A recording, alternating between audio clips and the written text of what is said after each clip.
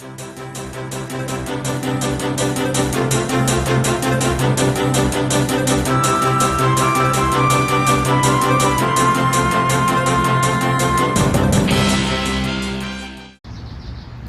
1부에 이어서 10강 2부를 시작하도록 하겠습니다. 10강 2부는 9장 18절부터 34절까지의 내용입니다. 먼저 가장 첫 번째로 나오는 기적인 죽은 소녀와 혈루증이 앓은 여인의 치유입니다. 먼저 이 내용은 샌드위치 기법으로 쓰여졌습니다. 샌드위치 기법이란 먼저 한 부분이 시작되고 두 번째로는 다른 사건이 시작되며 또 마지막에선 다시 첫 번째 내용의 마무리가 되는 그런 내용입니다. 먼저 샌드위치 기법으로서는 먼저 A, 죽은 딸을 살려달라고 찾아온 야이로, 그 다음에 B는 혈루증 앓은 여인의 치유, 마지막 A 다시는 딸의 소생입니다. 예수님은 세 번째 기적 묶음에서 4개의 기적을 보여주십니다. 하지만 죽은 소녀와 혈루증 앓는 여인을 치유한 사건은 한 묶음으로 소개됩니다. 죽은 딸을 살려달라는 한 지도자의 간청은 샌드위치에서도 가장 위의 식빵과 같은 첫 부분입니다. 혈루증 앓는 여인은 예수님의 겉옷을 만져 치유를 받은 사건은 샌드위치의 햄과 샐러드 부분, 달걀 부분입니다. 마지막으로 여자아이가 살아난 부분은 샌드위치의 마지막 식빵입니다. 이렇게 비유하는 기법이 바로 샌드위치 기법입니다. 첫 번째 식빵 부분에서는 한 지도자는 예수님께서 죽은 사람까지 살릴 수 있다고 확신했습니다.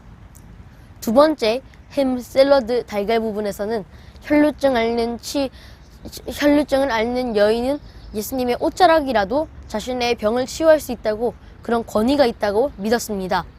마지막 식빵 부분까지도 유대 지도자는 예수님께서 죽은 딸까지도 살려내실 것을 믿었습니다. 한 지도자가 자신의 딸이 죽어서 예수님께서 손을 얹어주시면 자신의 딸이 살아날 것이라며 부탁을 했습니다. 이것은 정말 대단한 믿음입니다.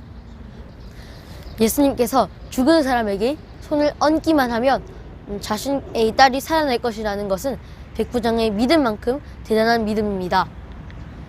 그때 예수님은 지체하지 않으시고 일어나 가시는데 여기서도 예수님의 마음과 성품이 잘 드러납니다.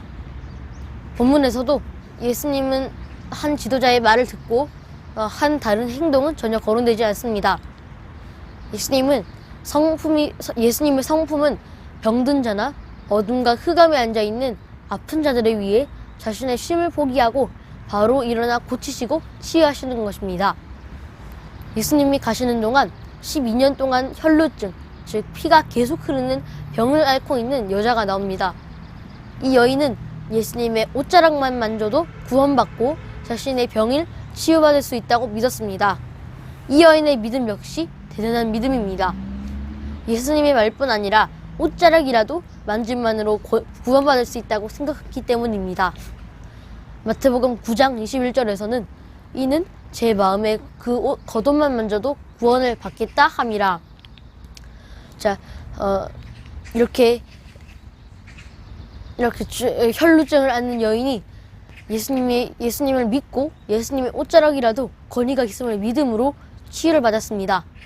이어서 그 다음으로 도착했을 때 그 아이는 벌써 죽어 있었고 예수님께서는 그 아이를 살리셨습니다. 이 지도자와 혈루증의 여인을 믿음을 우리가 본받을 수 있으면 좋겠습니다. 이어서는 두 맹인의 치유가 나옵니다. 두 맹인은 우리를 불쌍히 여겨 주십시오, 다윗의 아들이여 라고 합니다. 맹인은 육체에 흠이 있는 사람으로 규정되어서 하나님 앞에 제사를 위해 나올 수 없었다고 레위기 21장 17절에서 18절에 나옵니다. 맹인이나 눈에 문제가 있는 사람은 질병과 관련이 있고 오염되어서 제사를 드릴 때에 제물을 오염시킬 수 있어서 부정한 이유로 제사 행위에서 금지당한 것으로 알 수 있고 이해할 수 있습니다. 이사야서 35장 5절에서 6절은 맹인의 치유를 종말론적인 회복을 보여주는 증거라고 합니다. 또 여기서 다윗의 아들이란 예수님의 공방 부분 가운데서 예수님의 긍휼을 강조하는 부분으로서 마태복음에서 특히 강조되는 칭호입니다. 이 칭호는 메시아를 부르는 유대인들의 방식이자 또 예수님의 긍휼을 표현하는 전형적인 표현입니다. 예수님은 맹인들의 눈을 이렇게 손으로 만져서 치유하십니다. 손으로 만지며라는 말은 나병 환자를 치유하실 때, 또 베드로의 장모를 치유하실 때 등 여러 사람들을 치유하실 때 손으로 만지시면서 치유하셨습니다. 30절에서 그들의 눈이 밝아진지라 라는 하늘나라의 복음은 실감의 어둠에 앉은 자들을 그들이 빛을 보는 것으로 나타내며 빛을 본 자들이 세상에서 빛이 되고 소금이 된다는 말을 의미합니다. 그래서 맹인들은 예수님이 자신을 치유하실 것을 믿었고 그래서 치유를 받고 그들은 빛을 보고 자신들이 빛이 되고 소금이 되어서 이 세상에 영향을 미쳐야 합니다. 이어서 마지막으로 귀신 들린 자의 치유가 나옵니다. 32절에서 원문에서는 코포스란 말이 나오지만 이 말은 말을 하지 못하는 이라는 뜻이지만 실제로는 듣지 못하기 때문에 말을 하지 못하는 사람을 가리키는 용어입니다.